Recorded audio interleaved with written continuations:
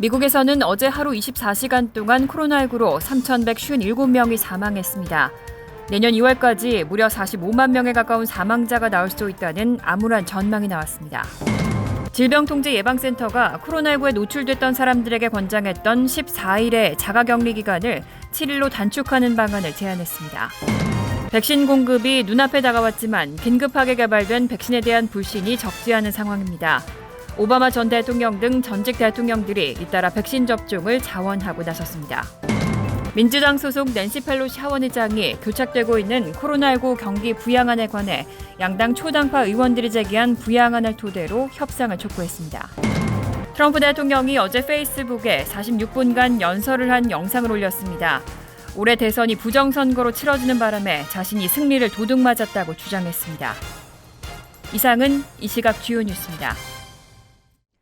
시청자 여러분 안녕하십니까? KBN 뉴스입니다. 오늘 오후 4시 기준 미 전역의 코로나19 누적 확진자는 어제보다 16만 5,139명 늘어난 1,448만 1,740명, 사망자는 2,147명이 늘어 28만 2,056명입니다. 이 가운데 뉴욕의 확진자는 8,176명이 늘어 71만 1,619명, 사망자는 55명이 늘어 3만 4,783명, 뉴저지 확진자는 4,210명이 늘어나 35만 8,964명, 사망자는 61명이 늘어 17,345명입니다. 한편 커네티컷의 확진자는 4,751명이 늘어 12만 6,177명, 사망자는 20명이 늘어 5,111명으로 집계됐습니다. 첫 번째 소식입니다. 미국에서는 어제 하루 24시간 동안 코로나19로 3,157명이 사망했습니다. 코로나19가 본격화되던 지난 4월 15일에 최대 기록 2,607명을 훌쩍 넘기고 최대 기록을 경신했습니다. 내년 2월까지 무려 45만 명에 가까운 사망자가 나올 수도 있다는 암울한 전망이 나왔습니다. 존스홉킨스대의 CSSE 집계에서 미국은 2일 하루 24시간 동안 3,157명이 코로나19로 사망했습니다. 사망자는 전날인 1일에도 2,577명이 나왔습니다. 11월 하순 2,300명을 바라보다 수그러졌는데 갑자기 이틀간 급증하면서 지난 4월 15일 기록 2,607명을 훨씬 웃돌고 처음으로 3,000명 선을 넘었습니다. 뉴욕타임스 집계에서도 1일 2,610명에 이어 2일 2,885명이 사망해 하루 최대 사망 기록을 경신했습니다. 이 일을 마지막으로 포함해 일주일 평균을 내는 뉴욕타임스의 추세 그래프에서 미국의 사망자는 11월 25일 1,678명으로 4월 말 이후 7개월 만에 정점에 올랐습니다. 질병통제예방센터는 이런 미국의 코로나19로 인한 사망자가 내년 2월까지 45만 명에 육박할 수 있다고 경고했습니다. 로버트 레드필드 CDC 국장은 2일 화상으로 열린 상공회의소 컨퍼런스에서 우리는 현재 이 바이러스로 인해 하루에 1,500명에서 2,000명, 그리고 2,500명이 사망하는 것을 보기 시작했다면서 내년 2월까지는 45만 명에 가까운 미국인들이 코로나19로 사망할 수 있다고 예측했습니다. 또 12월부터 내년 2월까지가 보건 역사상 가장 힘든 시기가 될 것이라고 생각한다고 우려했습니다. 질병통제예방센터가 코로나19에 노출됐던 사람들에게 권장했던 14일의 자가격리 기간을 7일로 단축하는 방안을 제안했습니다. 다만 코로나19 진단검사에서 음성 결과가 나온 경우에 한정됩니다. 만약에 검사를 받지 않았어도 증상이 나타나지 않는 경우에는 10일로 줄이는 대안을 내놨습니다. 이일 질병통제예방센터는 여전히 코로나19 확산을 막기 위한 최선의 방법은 14일의 자가격리 기간을 보내는 것이라면서도 이 기간이 부담이 되는 이들을 위해 수용 가능한 2가지 대안을 마련했다고 밝혔습니다. CDC의 코로나19 대응 책임자인 헨리 월크 박사는 코로나19 진단 검사 결과 음성 판정을 받은 사람이라면 7일의 격리 기간을, 코로나19 증상이 나타나지 않은 접촉자의 격리 기간은 10일로 줄이는 방법을 제안했습니다. 다만 격리 기간이 끝나더라도 마스크를 착용하는 등 일반적인 방역 수칙을 2주일 동안 준수해야 한다고 당부했습니다. 월크 박사는 확산을 막고 미국인을 보호하기 위해 계속해서 지침을 다듬고 있다면서 격리 기간을 단축하면 이 기간 일을 할 수 없던 시민들은 경제적인 어려움이 줄어들고 덕분에 일상 방역을 보다 쉽게 수용할 것이라고 강조했습니다. 월크 박사는 또 각 지역의 보건당국자들은 관할 지역의 상황에 맞게 CDC의 권고를 조절할 수 있다고 덧붙였습니다. 다만 증상 유무와 관계없이 코로나19에 노출된 사람은 14일 동안 자신의 건강 상태를 면밀하게 확인해야 한다고 말했습니다. CDC는 코로나19 검사를 받지 않은 밀접촉자가 10일간의 격리를 마친 후 다른 사람에게 바이러스를 감염시킬 가능성은 1%, 음성 판정을 받은 밀접촉자가 7일의 격리를 끝낸 후 바이러스를 확산시킬 가능성은 5% 미만이라는 자체적인 연구 결과를 바탕으로 이번 새로운 방안을 내놨습니다. 제약업체 화이자가 오는 15일에 코로나19 백신 1차 출하분을 미 연방정부에 전달할 것으로 전망됩니다. 모더나는 그 일주일 뒤인 22일에 백신의 첫 접종 분량이 배포될 것으로 보입니다. CNN은 어제 자체 입수한 미 백신 개발 프로그램 워프 스피드 작전 문서를 인용해 화이자가 15일 코로나19 백신의 1차 출하분을 연방정부에 전달할 예정이라고 보도했습니다. 이 문서에 따르면 제약업체 모더나는 오는 22일 백신 1차 출하분을 연방정부에 전달할 계획입니다. CNN은 이 문서가 연방정부 코로나19 대응을 총괄하는 마이크 펜스 부통령과 주지사들 간의 통화에 앞서 주지사들에게 제공된 것이라고 설명했습니다. 이 문서는 주지사들에게 4일까지 화이자 백신의 사전 주문, 백신 프로그램의 제공자 등록, 배포와 관리를 위한 계획 수립 완료 등을 필수 과제로 제시했습니다. CNN은 또 두 백신의 배포 시점은 미 식품의약국의 긴급 사용 승인 신청 여부에 따라 결정될 예정이라고 전했습니다. 화이자는 지난달 20일, 모더나는 30일에 긴급 사용 승인 신청서를 제출했습니다.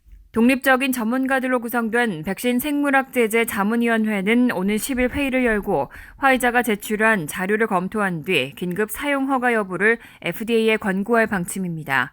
그 뒤 FDA와 질병통제예방센터 산하 예방접종자문위원회는 오는 10일에서 14일 4일간 검토 절차를 거쳐 백신 우선순위 권고안을 제시할 예정입니다. CNN은 이후 15일에는 화이자의 백신 첫 접종 분량이 배포될 것이라고 전했습니다. 이처럼 백신 공급이 눈앞에 다가왔지만 긴급하게 개발된 백신에 대한 불신이 적지 않은 상황입니다. 여론조사에서는 미 국민의 절반 정도만 백신 접종을 하겠다고 대답하는 등 우려가 커지고 있는데요. 오바마 전 대통령 등 전직 대통령들이 잇따라 백신 접종을 자원하고 나섰습니다. 오바마 전 대통령은 어제 라디오 인터뷰에서 내가 전적으로 신뢰하는 앤서니 파우치 같은 사람이 안전하다고 말한다면 기꺼이 코로나19 백신을 맞을 것이라고 말했습니다. 오바마 전 대통령은 자신이 직접 TV에 출연해 접종하거나 접종 장면을 촬영하도록 해 내가 과학을 신뢰한다는 것을 사람들이 알게 할 것이라고 강조했습니다. 조지 W. 부시 전 대통령과 빌 클린턴 전 대통령도 백신을 맞겠다는 뜻을 밝혔습니다. 부시 전 대통령 측 프레디 포드 비서실장은 CNN과의 인터뷰에서 먼저 백신은 안전하다고 여겨져야 하고 우선순위에 따라 배포돼야 한다고 밝히고 부시 대통령은 자신의 몫을 접종받기 위해 줄을 설 것이며 기꺼이 카메라 앞에 설 수도 있다고 덧붙였습니다. 클린턴 전 대통령도 만약 모든 미국인이 백신을 맞도록 권고하는 데 도움이 된다면 대중이 보는 가운데 접종할 것이라고 밝혔습니다. 오는 10일과 17일 FDA 심사를 앞두고 있는 백신에 대한 불신 기류도 만만치 않습니다. 트럼프 행정부가 대선을 앞두고 올해 내 백신 개발을 밀어붙여온 점이 오히려 FDA의 백신 승인 절차에 의문을 더하겠습니다. 최근 발표된 여론조사에서 미국인의 58%가 백신을 접종하겠다고 응답했습니다. 조 바이든 차기 대통령 당선인이 코로나19 억제를 위해서 다가오는 크리스마스 연휴에는 가족 모임을 자제해달라고 요청했습니다. 자신도 화상 모임 등으로 대처할 것이라면서 마스크 착용 등의 방역 조치도 준수해달라고 강조했습니다. 2일 바이든 당선인은 유튜브 조 바이든 채널로 중계된 중소사업자 및 노동자와의 화상 라운드 테이블에서 이번 크리스마스 연휴엔 원하는 만큼 이동할 수는 없다고 말했습니다. 이어 자신에겐 대가족이 있다며 지난 추수감사절엔 처음으로 아내와 자신이 각 지역에 있는 딸과 남편, 다른 아이들을 줌으로 만났다고 설명했습니다. 연말 모임을 화상 등으로 대체하라는 의미입니다. 바이든 당선인은 크리스마스는 더 힘들 것이라며 누구에게도 겁을 주고 싶진 않지만 사실을 이해하라고 호소했습니다. 또 지금부터 오는 1월까지 25만 명이 더 죽을 수도 있다며 사람들이 주의하지 않기 때문이라고 지적했습니다. 바이든 당선인은 또 자신이 마스크를 쓰는 것을 트럼프 대통령이 웃음거리로 만드는 건 알지만 이는 중요하다고 발언하고 마스크 착용을 호소했습니다. 마스크 착용은 자기의 목숨을 구할 뿐만 아니라 당신의 목숨도 구한다며 애국적인 일이라고 거듭 당부했습니다. 이날 회의에선 백신 접종에 관한 발언도 나왔습니다. 바이든 당선인은 백신은 가장 중요한 일이 아니라며 가장 중요한 건 접종이라고 보편적인 백신 접근권을 강조했습니다. 민주당 소속 낸시 펠로시 하원 의장이 교착되고 있는 코로나19 경기 부양안에 관해 양당 초당파 의원들이 제기한 부양안을 토대로 협상을 촉구했습니다. 초당파 의원들이 제기한 부양안은 9,080억 달러 규모입니다. 다만 공화당에서는 금액이 너무 크다는 지적도 나왔습니다. 이일 낸시 펠로시 의장은 척 슈머 하원 민주당 원내대표와 공동 성명을 내고 타협의 정신으로 지난 1일 상원에서 제출된 초당적 부양안의 틀을 즉각적이고 초당적인 양원 협상 토대로 삼아야 한다고 밝혔습니다. 앞서 공화당 빌 캐시디, 수전 콜린스, 밋 롬리 상원의원과 무소속 앵거스 킹 상원의원, 민주당 조 맨친, 마크 워너 상원의원 등은 1일 기자회견을 열고 정치권 협상 교착 속의 경제위기 타개를 위한 초당적 부양안을 제안했습니다. 이들이 제안한 부양 규모는 9,080억 달러 상당으로 급여 보호 프로그램 등을 포함한 중소기업 지원 자금 2,880억 달러 등이 포함됐습니다. 하지만 공화당 일각에서는 제시된 금액이 너무 크다는 불평도 나오고 있습니다. 펠로시 의장은 앞서 지난 11월 30일 공화당 미치 매코넬 원내대표 측에 2조 2천억 달러 상당의 신규 부양 방안을 제의한 바 있습니다. 펠로시 의장은 이날 성명에서 미국인들은 현재 최악의 팬데믹 기간을 겪으며 살아가고 있다며 팬데믹으로 인한 경제 추락으로 많은 이가 재정적 파산을 향하고 있다고 지적했습니다. 이어 즉각적인 행동이 필요하고 우리는 선의의 협상으로 합의에 도달할 수 있으리라 믿는다며 미국 국민들의 필요를 충족시켜야 할 긴급성과 현재 백신에 대한 희망을 고려해 지금은 매코넬 원내대표가 민주당과 함께 마침내 진실하고 초당적인 협상을 시작할 때라고 강조했습니다. 트럼프 대통령이 어제 페이스북에 46분간 연설을 한 영상을 올렸는데요. 여전히 올해 대선이 부정선거로 치러지는 바람에 자신의 승리를 도둑맞았다고 주장했습니다. 폭스뉴스 등 언론에 따르면 트럼프 대통령은 어제 페이스북에 게시한 46분짜리 연설에서 자신이 이제껏 한 가장 중요한 연설이라고 의미를 부여한 뒤 사기와 관련해 우리가 옳다면 조 바이든은 대통령이 될 수 없다고 주장했습니다. 트럼프 대통령은 코로나19 대유행으로 사전 우편 투표가 급증한 것을 겨냥해 우리는 선거일이 있었지만 이제는 선거일들, 선거의 주, 선거의 달이 있었다며 이 터무니없는 기간에 나쁜 일들이 많이 발생했다고 언급했습니다. 또 우편과 투표 사기는 2016년 대선 결과를 뒤집기 위한 4년간의 노력에서 가장 최근의 일이고 지옥에 사는 것과 같았다며 민주당을 강력히 비난했습니다. 트럼프 대통령은 투표용지 개표기가 자신의 표를 바이든 당선인으로 바꿨다는 음모론을 제기했고 경합주에서 불법 투표가 수백만 표에 달했다고 주장했습니다. 트럼프 대통령은 또 소송전을 이어가는 것에 대해 연방 대법원이 이를 충분히 존중하고 나라를 위해 옳은 일을 하길 바란다며 재투표라는 단어를 언급하기도 했습니다. 트럼프 대통령이 방송 생중계 연설이 아니라 녹화한 영상을 페이스북에 올린 이유는 분명하지 않지만 지난달 5일 기자회견에서는 부정선거를 주장하다가 3대 방송사가 생중계를 끊어버리는 굴욕을 당한 바 있습니다. 한편 페이스북은 트럼프 대통령의 이날 게시물에 조 바이든이 예상 승리자라고 적었습니다. 지난 1일 연방법원이 이민구치소에서 이민자들을 무기한 구금할 수 없다고 판결했습니다. 2018년 기준으로 이민법원 심리를 위해서 이민자들은 평균 2달 이상을 이민구치소에 구금된 것으로 나타났는데요. 법원은 정부 기관에게 재판에 회부될 이민자들을 제한 없이 구금할 권리는 없다고 판결했습니다. 이를 맨하튼의 뉴욕 남부 연방법원은 구금된 이민자들에 대해 10일 내로 이민법원에 출두시키고 심리 절차를 시작해야 한다고 판결했습니다. 이날 앨리슨 네이선 판사는 판결문에서 해당 이민자들의 일부는 최종적으로 추방 판결을 받을지도 모른다면서도 정부기관이 재판에 회부될 이민자들을 제한 없이 구금할 권리를 갖고 있는 것은 아니라고 밝혔습니다. 이번 판결은 최근 이민세관 단속국이 이민자들을 장기간 구금해온 관행에 반하는 기준을 제시한 최초의 판결이라는 평가를 받고 있습니다. 2018년 이민 관련 시민단체들은 국토안보부를 대상으로 이민자들을 장기간 구금하는 관행에 반발해 소송을 제기한 바 있습니다. 관련 시민단체들에 따르면 뉴욕에서만 매년 1,000명에서 2,000명 내외의 이민자들이 이민 세관 단속국에 의해서 구금되는 것으로 집계됐습니다. 특히 2014년에는 이민법원 심리를 위해서 평균 2주 내외를 대기했지만 2018년에는 2달 이상으로 구금 기간이 길어진 것으로 나타났습니다. 또 구금자 중 다수는 이민법원 적체 등의 지연으로 불필요하게 장기간 구금돼 있었고 이 가운데 실제로 3분의 1 이상은 영주권자이고 절반 이상은 법적 체류 신분에 문제가 없는 것으로 집계됐습니다. 미국이 중국에 대한 규제를 강화하면서 지난 수년간 이어져 온 무역 기술 갈등이 한층 더 강해질 것으로 보입니다. 트럼프 행정부는 중국 공산당원의 미국 방문 비자를 제한했습니다. 또 의회는 중국 기업들의 미국 증시 상장 기준을 강화했습니다. 트럼프 행정부가 중국 공산당원이나 그 가족의 미국 방문을 제한하는 규정을 도입했습니다. 국무부는 어제 성명을 통해 중국 공산당원이나 직계 가족이 취득할 수 있는 미국 방문 비자인 B1, B2 비자의 유효기간 상한을 기존 10년에서 1개월로 단축한다고 밝혔습니다. 이번 조치는 중국 공산당의 악의적인 영향력으로부터 미국을 보호하기 위한 것이라고 국무부는 설명했습니다.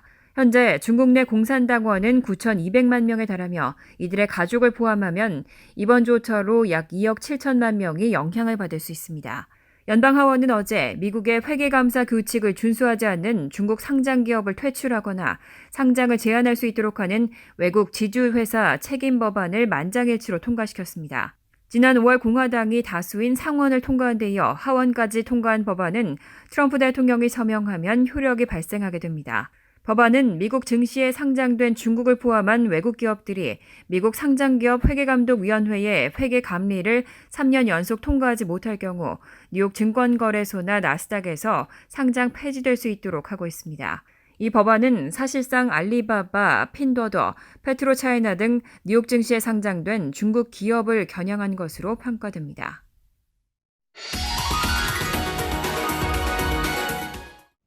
이어서 LA 지역 한인사회 소식입니다.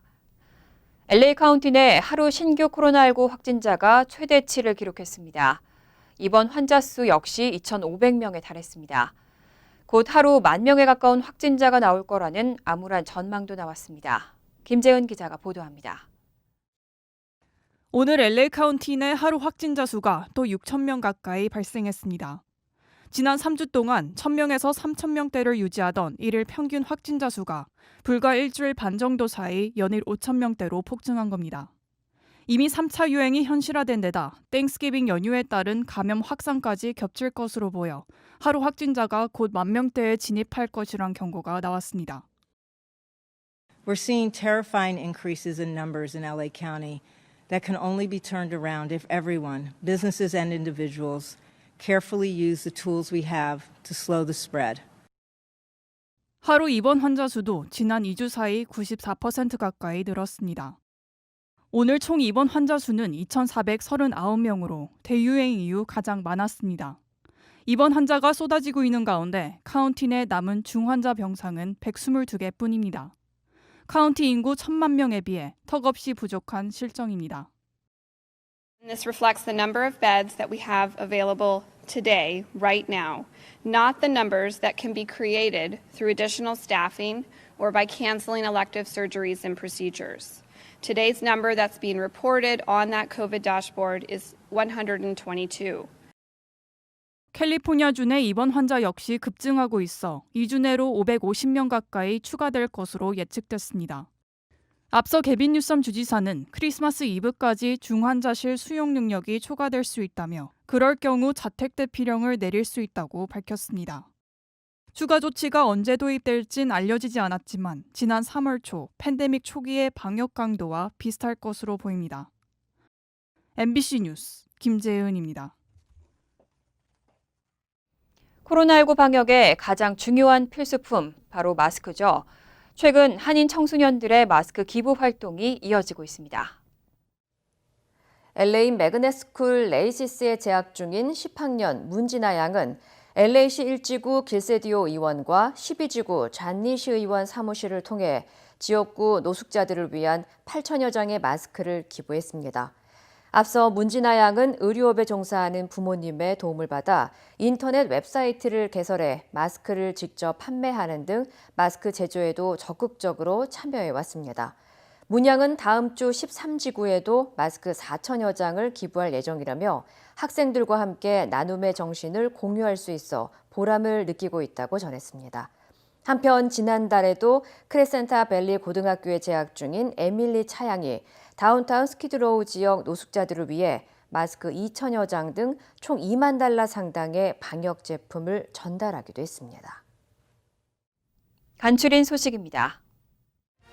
박동우 한국전 참전용사기념비 건립위원회 사무총장이 최근 청와대 국민청원 게시판에 청원을 올렸습니다.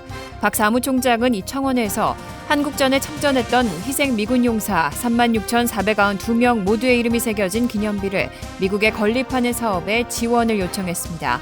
박 사무총장은 한국전 발발 70주년이 지났지만 아직 한국전에 참전했던 희생 미군 용사들의 이름을 모두 새긴 기념비는 미국 어디에도 없다며 캘리포니아주 플러턴시에 건립하기 위해 모금에 전력을 다하고 있다고 밝혔습니다. 도노반 리처드 전 뉴욕 시의원이 흑인 최초로 퀸즈 보로장에 취임했습니다. 이일 취임 선서를 마친 리처드 보로장은 지난 11월 선거에서 51만 8,840표를 얻어 공화당 조앤 아리올라 후보를 누르고 당선됐습니다. 리처드 보로장은 지난 11개월 동안 코로나19 팬데믹에 정면으로 맞서고 어려운 시기 속에서도 퀸즈를 이끈 샤론 이 보로장 등에게 감사를 표한다고 전했습니다. 미 교통부가 항공운송접근법 규정 개정안을 발표했습니다. 개정안은 장애인 보조동물을 정신장애를 포함해 각종 장애가 있는 사람을 위해 일하도록 훈련된 개로 한정하고 항공사가 개 이외에는 보조동물로 보지 않고 반려동물로 분류할 수 있도록 개정했습니다.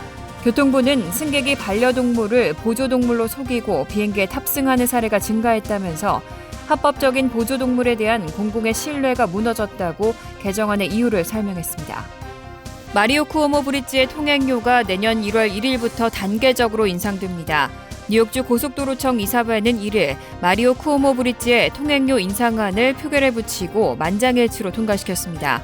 인상안에 따르면 우선 내년 1월 1일부터 통행료는 뉴욕주에서 발급한 이지패스가 부착된 일반 차량의 경우 50센트가 올라 $5 25센트, 2022년에는 $5 75센트까지 오릅니다. 타주에서 발급된 이지패스 부착 차량에는 15%의 추가 요금이 부과됩니다. 환율과 증권 소식입니다.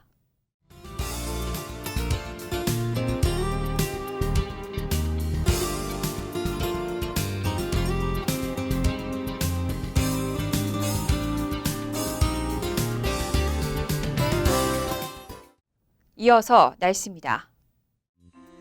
금요일은 흐린 가운데 늦은 오후부터는 비가 내리는 곳이 있겠습니다. 낮 최고 기온은 50도, 섭씨 10도, 밤 최저 기온은 44도, 섭씨 7도로 예상됩니다.